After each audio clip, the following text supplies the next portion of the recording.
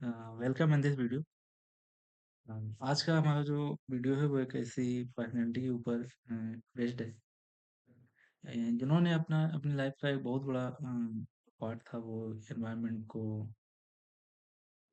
Conserve करने के लिए, उसको स्टडी करने के लिए और उसके लिए जो भी उसकी प्रॉब्लम थी उसको उसकी आवाज़ उठाने के लिए किया। आज हम बात करेंगे माधव गढ़विल करके एक मतलब इंडियन इकोलॉजिस्ट, एनवायरमेंटल थिंकर और साथ ही साथ architect of western Ghat conservation. तो जैसे कि आप लोग इनके बारे में ऑलरेडी आप जो भी कैंडिडेट यूपीएससी या फिर किसी भी स्टेट कॉम्पिटिटिव एग्जाम की प्रिपेयर कर रहे होंगे, तो आपने इनके बारे में पढ़ रखा होगा, सुन भी रखा होगा। मैंने वीडियो इस माइंडसेट से बनाया है कि जो कैंडिडेट किसी एग्जाम को प्रिपेयर कर रहे हैं उनको इसे समझने में हेल्प होगी, और इसके साथ साथ आप इनके बारे में पूरा जो भी इनकी चीज़ें हैं वो आप अच्छे से समझ पाएंगे। तो without wasted time let us start our this video. ये आपका ज़्यादा नहीं होने वाला, आपको 8 से 10 मिनट में मैं पूरा आपको एक्सप्लेन कर दूँगा। जस्ट आपको देखना है और आपको सारी चीज़ें इसमें समझ में आए। माधव जो गडगिल करके जो हमारे एनवायरमेंटल थिंकर है, उसका जो बर्थ है वो 24 मई 1947 को ये पुणे महाराष्ट्र में एक सिटी है, वहाँ इनका जन्म हुआ। और इसके साथ साथ इनका जो डेथ है वो भी ये आपका 7 जून 2026 को, ये आप इसको मार्क कर सकते हैं। इसके साथ साथ जो हमारा वीडियो उसमें अगर हम बात करें तो one of the respected ecologist and environmental thinker. He is the best known of the Green Committee report on the Western Ghats. ये सबसे इम्पोर्टेंट एक पॉइंट होने वाला है, इसको हम मार्क कर लीजिए। और ये काफ़ी बार एग्जाम में आपको देखने को मिलेगा कि ये जो कमेटी है, गडगिल कमेटी, वो किससे रिलेटेड है। तो ऐसे आपको क्वेश्चन यहाँ से मिल सकता है, इसको हम मार्क कर लीजिए। Which highlight the conflict between the development and environmental protection in India. His work connects science, democracy and sustainability. तो इनका जो काम है वो साइंस, डेमोक्रेसी एंड सस्टेनेबिलिटी तीनों को एक दूसरे से कनेक्ट करता है। अब इसी के साथ साथ हम के पूरे नेम की बात करें तो जो पूरा नेम था वो माधव बंदीराज गडगिल था। मैं ऑलरेडी आपको डेट बता चुका हूँ। 24 मई 1940 को बर्थ हुआ है। और एक इंडियन इकोलॉजिस्ट, एनवायरमेंटल थिंकर के रूप में जाने जाते हैं। इंडियन थे। इसके साथ साथ इनका जो फील्ड है, specialised in ecology, biodiversity, conservation and environmental governance. अगर हम एजुकेशन की बात करें तो completed PhD in ecology from Harvard University US. तो आप समझ सकते हैं कि जो उनका इंटरेस्ट ऑफ डोमेन था वो इकोलॉजी, जो आगे चल के वो सारा काम भी जो इनका है वो पूरा एक एनवायरनमेंट की ही डोमेन का है। आप अगर देखेंगे, अगर आप उनकी पूरी लाइफ को उठा के देखें तो आपको मिलेंगी बहुत सारी चीज़ें जो वो इसी फील्ड से रिलेटेड है। इसके साथ साथ इनका एक बहुत बड़ा कंट्रीब्यूशन ये भी रहा कि ये founder director of centre for ecological science, IC Bangalore में इन्होंने एक सेंटर फॉर इकोलॉजिकल साइंस का जो उसके डायरेक्टर और फाउंडर भी थे और उसके डायरेक्टर भी थे। राइट। इस साथ अगर मेजर रिकग्निशन की बात करें तो जो वेस्टर्न घाट इकोलॉजी का जो एक्सपर्ट पैनल बना था उसमें ये चेयरपर्सन थे, और इन्हीं के नाम से वो कमेटी गढ़गिल कमेटी के नाम से जाने जाते हैं। आई थिंक अभी लास्ट फ्यू ईयर में आपका यूपीएससी में भी यहाँ से क्वेश्चन मतलब प्री में देखने को मिला है कि जो कमेटी है ये किससे रिलेटेड है, ऐसा ही कुछ मतलब उसमें क्वेश्चन था। तो इसको लेके आप थोड़ा थोड़ा मार्क कर लीजिए अगर आप एग्जाम को प्रिपेयर कर रहे हैं। ठीक है। तो अगर हम डिस्ट्रीब्यूशन की बात करें इनके, तो एक तो यही है 2011 में जो एक्सपर्ट पैनल बना था उसके चेयरपर्सन थे, और recommended declaring the entire western Ghat as an ecological sensitive zone area. समझ रहे हैं कि इन्होंने जो रिकमेंड किया था कि जो उसकी जोन है वो 3 पार्ट में उसको कैटेगराइज कर दीजिए। ठीक है। इकोलॉजिकल जोनिंग की बात थी, प्रपोज किया 3 टायर इकोलॉजिकल सेंसिटिव जोन्स, 1 2 3 का based on level of environmental fragility. ठीक है। The community center conservation strongly advocate bottom of environmental governance involving local community। इनका जो एक पॉइंट ऑफ व्यू था कि हम जो इकोलॉजी को जो हम बचाने की बात कर रहे हैं, जो हम एनवायरनमेंट को कंजर्व करने की बात कर रहे हैं, इसमें कहीं ना कहीं हम लोकल कम्युनिटी को, पंचायत को, और इसके साथ साथ जो ट्राइबल ग्रुप है, क्यों ना हम उनको डिसीजन मेकिंग में डालें। हम्म।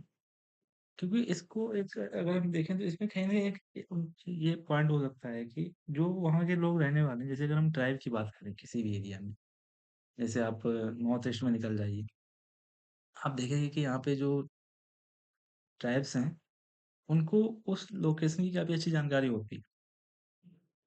जैसे आप किसी भी आप मतलब उसकी फॉरेस्ट की बात कर लीजिए, जहाँ भी हैं, तो उसमें क्या होता है कि उनको उस फील्ड की काफ़ी अच्छी जानकारी, जो पूरा उनका एरिया है, उनको अच्छे से जानते हैं और किस-किस तरीके की चीज़ें करनी चाहिए, चीज़ें और अच्छी हो सकती। तो ये एक पॉइंट यहाँ पे आप इसको एड मार्क कर सकते हैं कि अगर आपको इकोलॉजी को जो भी आपका इकोलॉजिकल सिस्टम, अगर आपको इसे वो करना है, कंज़र्व करना है या फिर इसे प्रोटेक्ट करना है, तो आपको ये लोकल कम्युनिटीज़ जो हैं या फिर ट्राइबल ग्रुप हैं, पंचायत हैं, कहीं न कहीं इनको भी आपको ध्यान में रख के आपको काम करना पड़ेगा। विदाउट इनके आप पॉसिबल नहीं है। जैसे आप इंडिया में भी बहुत सारे प्रोटेस्ट भी देख रहे हैं, जिनमें कि कहीं-कहीं ट्राइबल्स को पूरा का पूरा शिफ्ट किया जा रहा है डेवलपमेंट के नाम पे।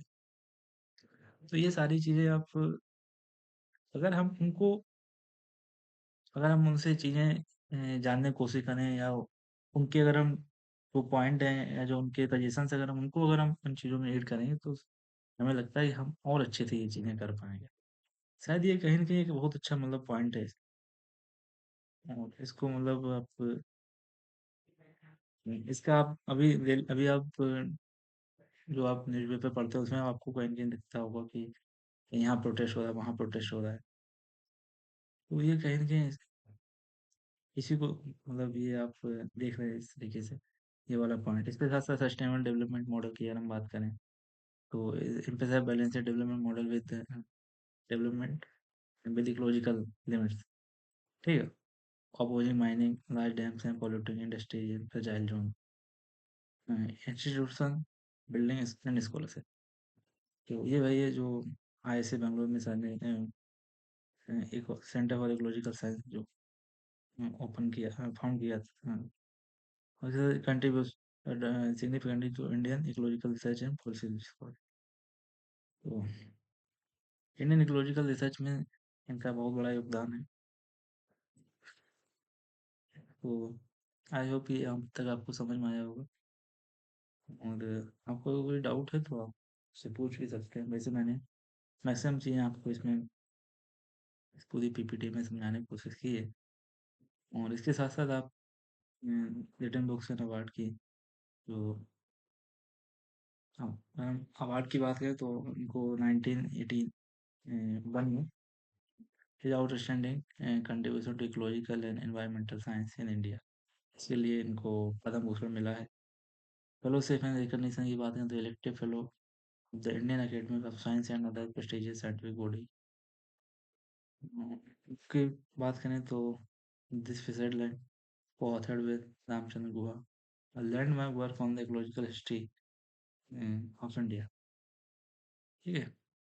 तो ये रामचंद्र गुहा जो एक राइटर है, उनके साथ को ऑथर मतलब रहे हैं ये।